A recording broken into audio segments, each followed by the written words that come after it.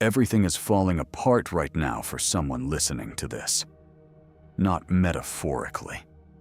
Actually, the business that was working is no longer working.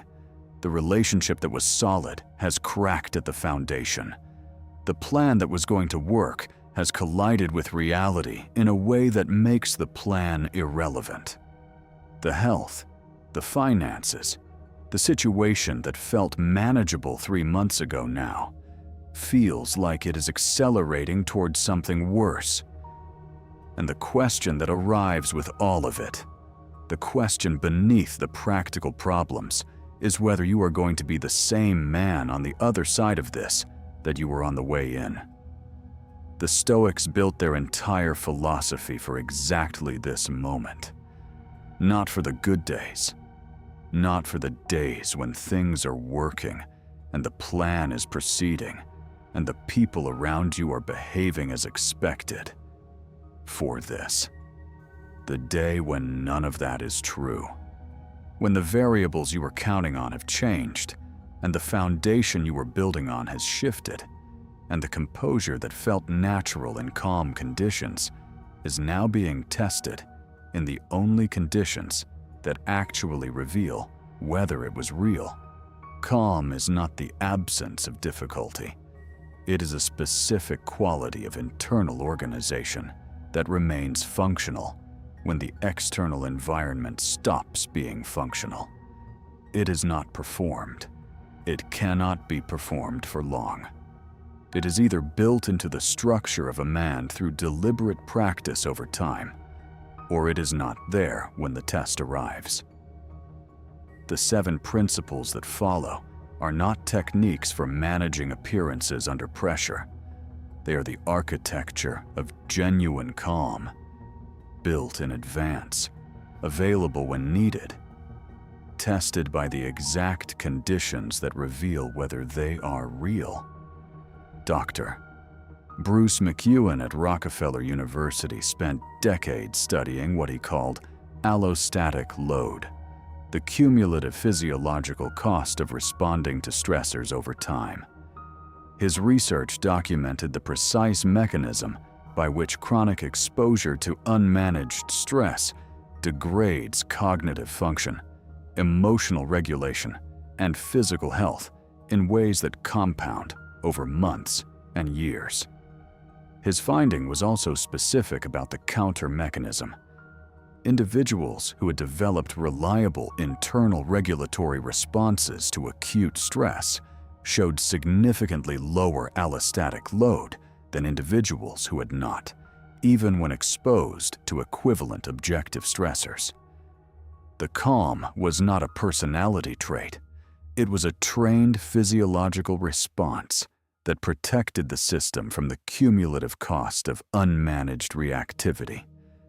Think about the last time something significant fell apart. Not a small inconvenience. The kind of development that restructured your day, your week, or your sense of where things were going. What did your mind do in the first 30 minutes? For most men, the answer is some version of the same sequence. The immediate spike of alarm, the rapid scanning of the problem for its worst implications, the generation of scenarios, each one slightly worse than the last, each one feeling more probable than it actually was. The body engaged before the mind had a chance to assess. The assessment, when it finally came, heavily colored by the emotional state the body had already produced. And the decisions made in that state, hasty or avoidant, or both, that made the situation marginally to significantly worse than it needed to be. That sequence is not weakness. It is the default operating mode of a human nervous system that was designed for a completely different threat environment than the one modern men actually inhabit. The physiological response to a falling business, a collapsing relationship, or a professional crisis is identical to the physiological response to a predator. The body does not distinguish. The same cascade of hormones, the same narrowing of attention, the same suppression of complex reasoning in favor of rapid threat response. In the ancestral environment, that cascade saved lives. In the modern environment, it produces the decisions that compound the crisis it was designed to escape. Marcus Aurelius faced war, plague, the death of multiple children, political betrayal, and the continuous pressure of governing 70 million people through 19 years of compounding crisis. His journals from this period are not records of suffering managed.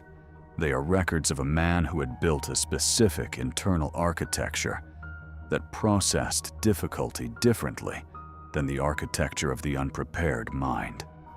Not with less feeling, with more precision.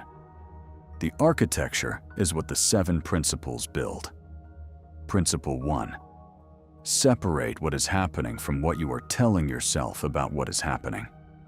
Dr. Albert Ellis at the Albert Einstein College of Medicine developed rational emotive behavior therapy through his research on the relationship between events, beliefs, and emotional consequences. His foundational finding was precise. Events do not cause emotional responses directly. The beliefs a person holds about the meaning and implications of the events cause the emotional responses. 2 men in the same crisis produce different emotional responses, not because the crisis is different, but because the beliefs they bring to it are different. The man who believes that this crisis proves something catastrophic about his future produces catastrophic emotional responses. The man who believes that this crisis is a specific, bounded problem requiring a specific, bounded response produces functional emotional responses. When everything is falling apart, the mind generates a narrative about what the falling apart means. That narrative is almost never accurate. It is generated by the amygdala under threat conditions, which means it is optimized for speed and worst-case detection rather than for accuracy. The catastrophic interpretation arrives first and feels like perception rather than interpretation.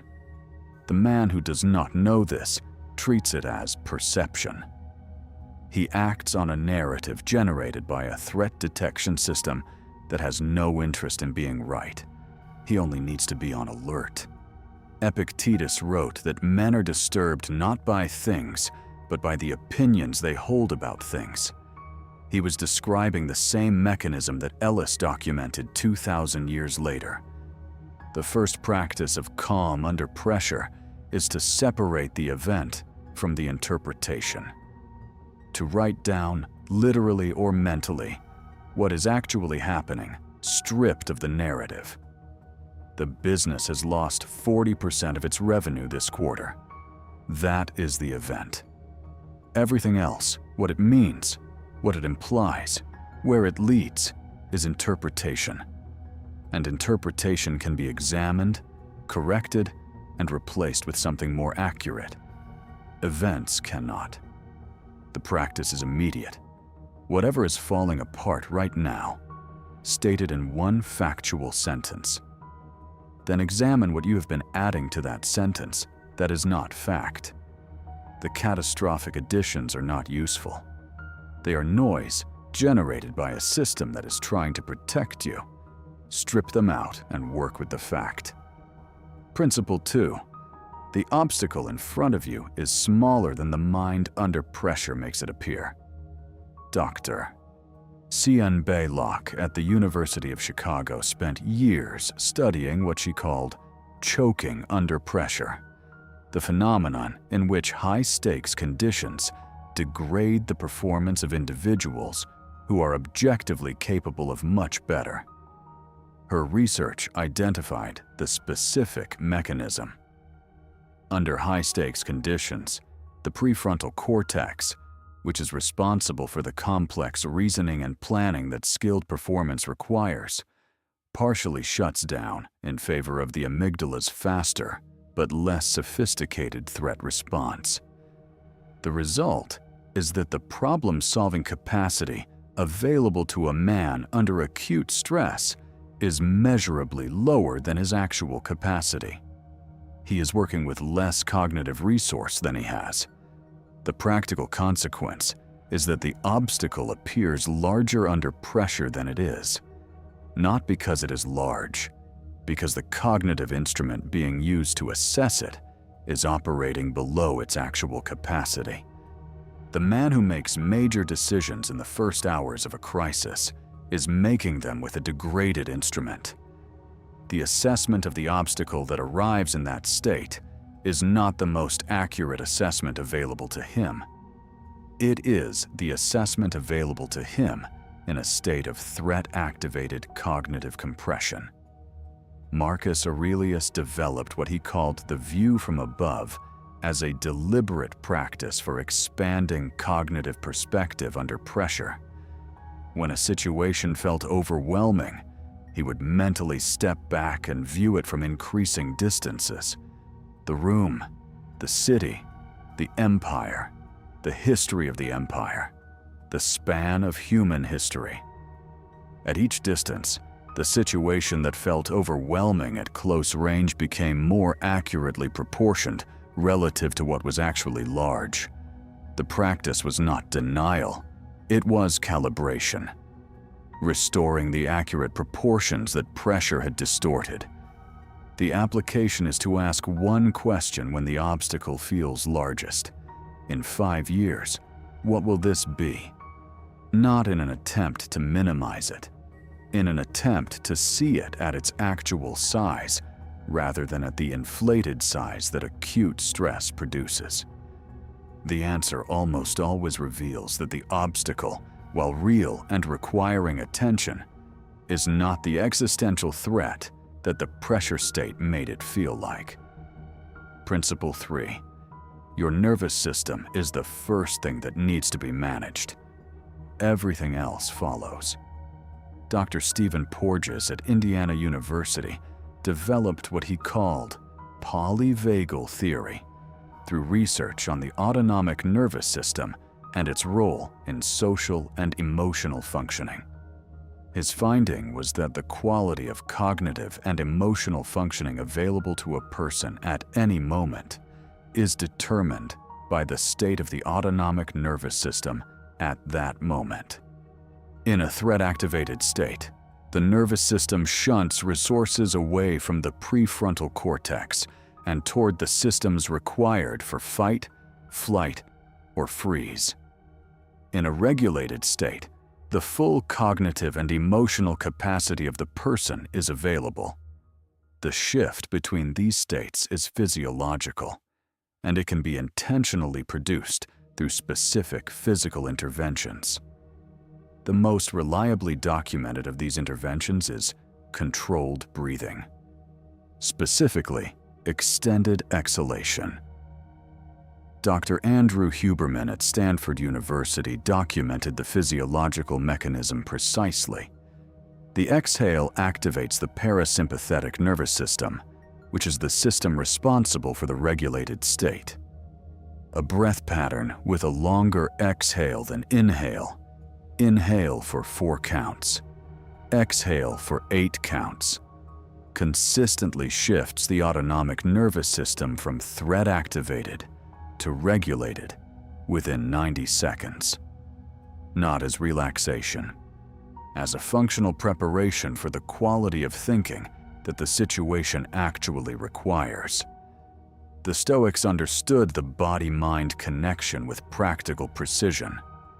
Before any significant decision or difficult interaction, the Stoic practice included a period of physical settling, not lengthy meditation, a deliberate pause, a breath, a moment of physical stillness that interrupted the cascade of threat response before it became action.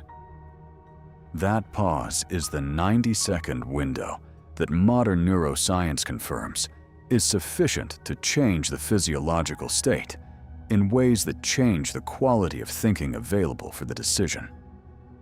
Before your next significant decision under pressure, pause. Breathe. 4 counts in, 8 counts out. Twice. Then decide.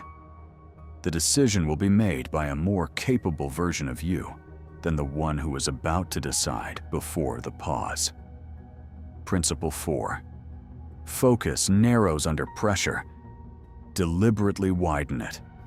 Dr. Barbara Fredrickson at the University of North Carolina at Chapel Hill developed what she called the broaden and build theory of positive emotions through research on the cognitive effects of different emotional states. Her finding was specific and counterintuitive. Negative emotional states narrow the range of thoughts, actions, and perceptions available to a person. Positive emotional states broaden that range. Under acute stress, the mind narrows its focus to the most immediately threatening aspects of the situation. This narrowing is adaptive in a physical threat environment.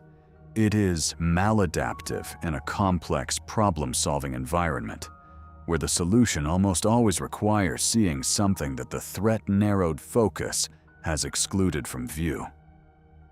Dr. Carl Weick at the University of Michigan, in his research on organizational behavior under crisis conditions, studied what he called sense-making under pressure, the process by which individuals and organizations construct meaning from ambiguous and threatening situations.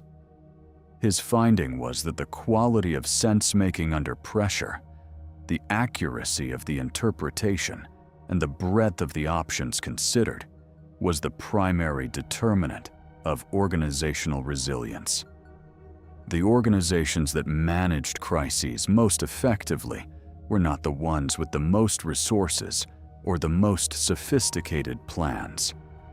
They were the ones that maintained the widest possible view of the situation when the crisis pressure was highest. They deliberately resisted the narrowing that pressure produces and kept peripheral information in the picture long enough for it to contribute to the response.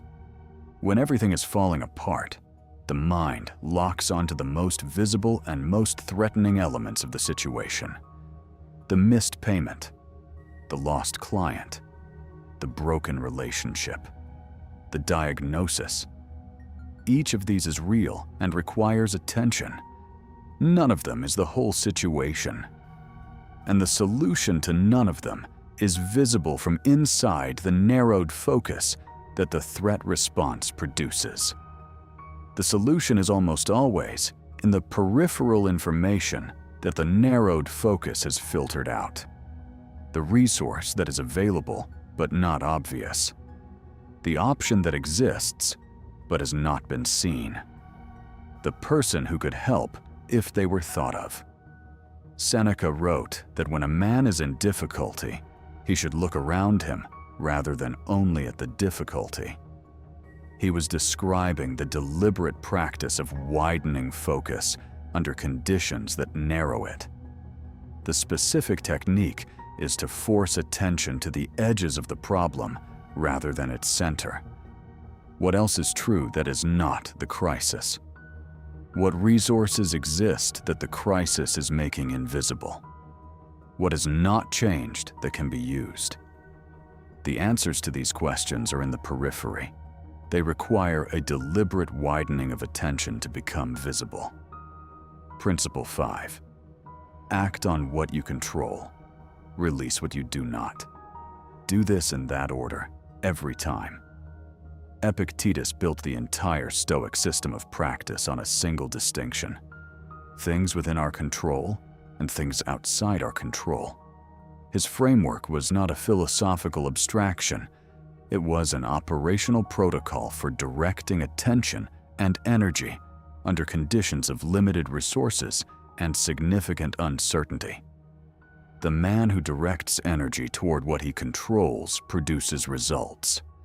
The man who directs energy toward what he does not control produces exhaustion without results and adds that exhaustion to the original problem. Dr. Martin Seligman at the University of Pennsylvania, in his research on learned helplessness and its opposite, what he called learned optimism, documented the precise psychological mechanism by which the distinction between controllable and uncontrollable outcomes affects resilience.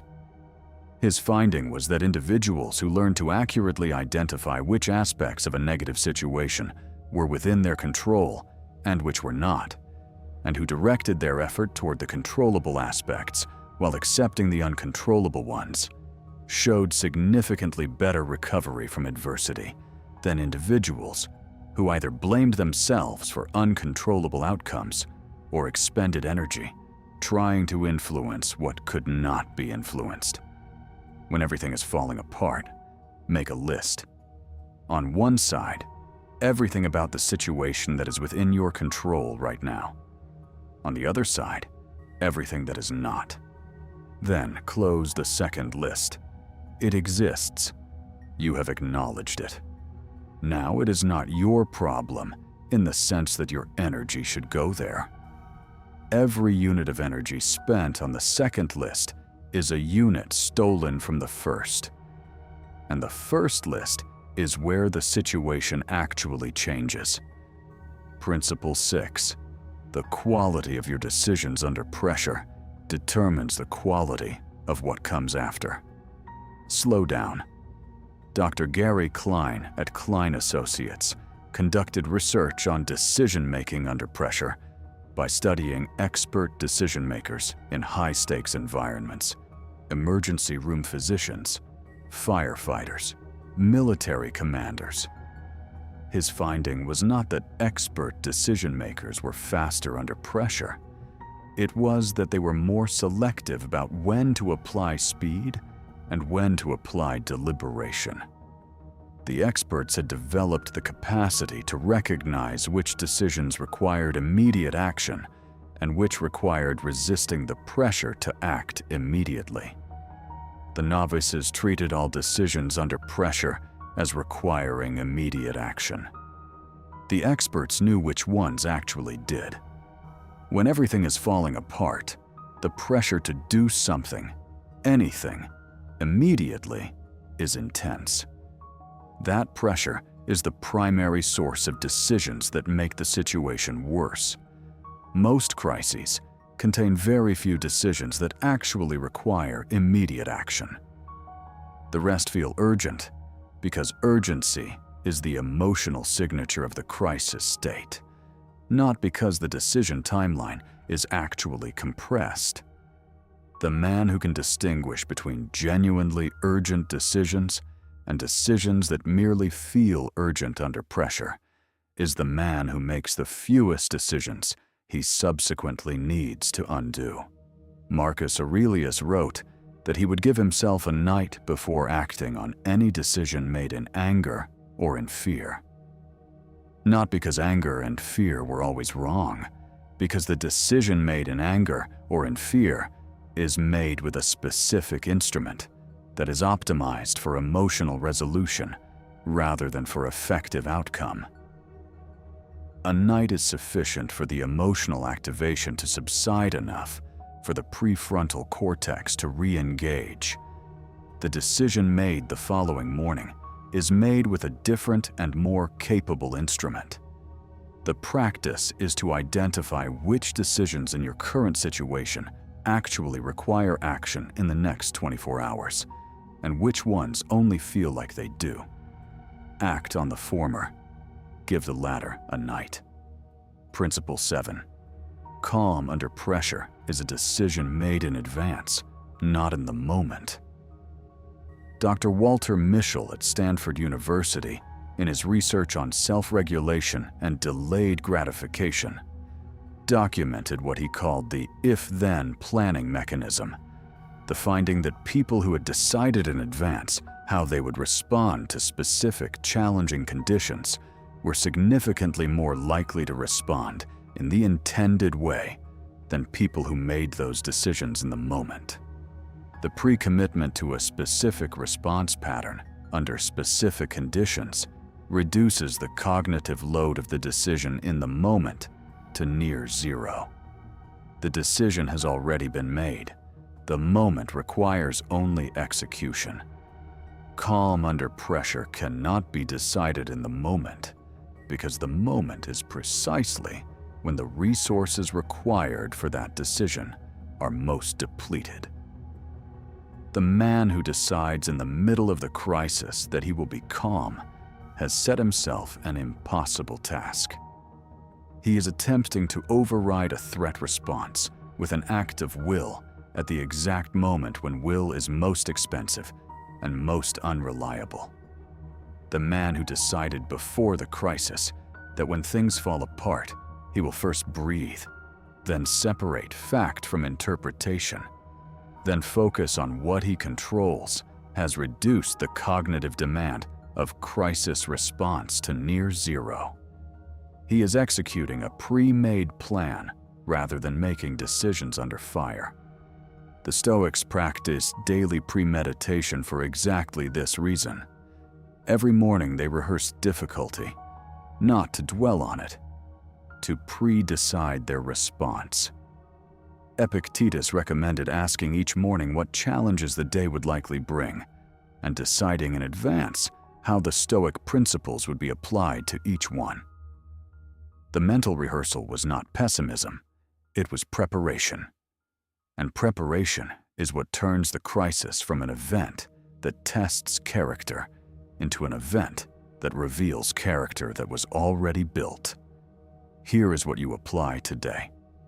The first action is to take the situation that is currently falling apart and write one factual sentence describing what is actually happening. Then write down everything you have been adding to that sentence that is not fact. Circle the additions. Those are not your problem. The sentence is your problem. Work on the sentence.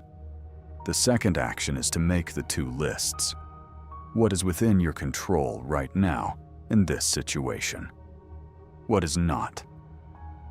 Then commit to spending your next 24 hours of effort exclusively on the first list. Not because the second list does not exist. Because energy directed there produces nothing, while energy directed at the first list produces change.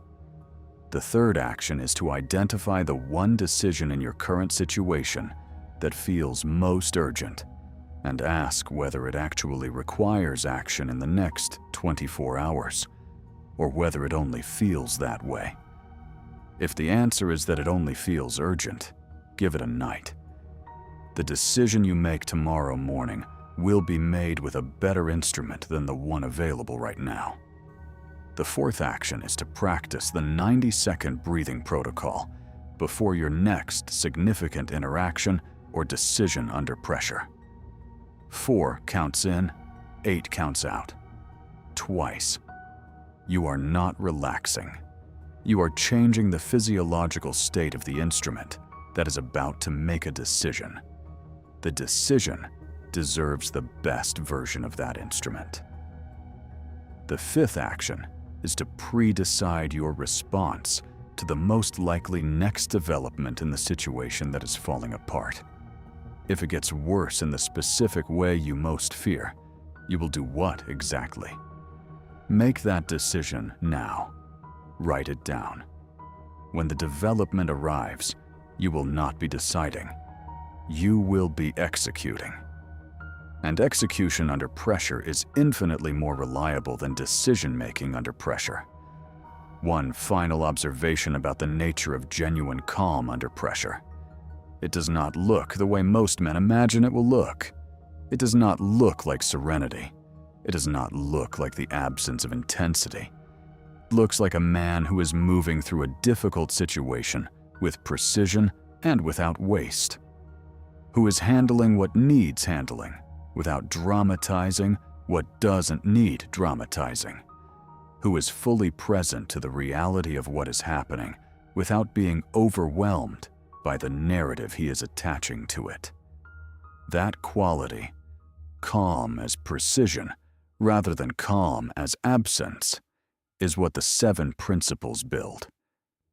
And it is available to any man who builds it in advance, rather than trying to manufacture it in the moment when it is needed most. The man who stays calm when everything falls apart is not the man who feels nothing.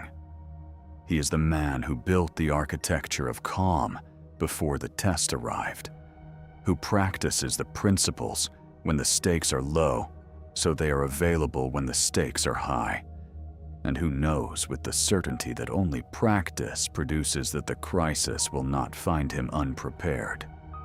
Not because crises can be prevented, because the response to them can be built in advance. And what is built in advance does not break under pressure. It holds. The next video is already loaded. It covers why discipline is the highest form of dark psychology and the specific mechanisms by which the most disciplined men in history used self-control as the ultimate instrument of influence over everything around them. Watch it now.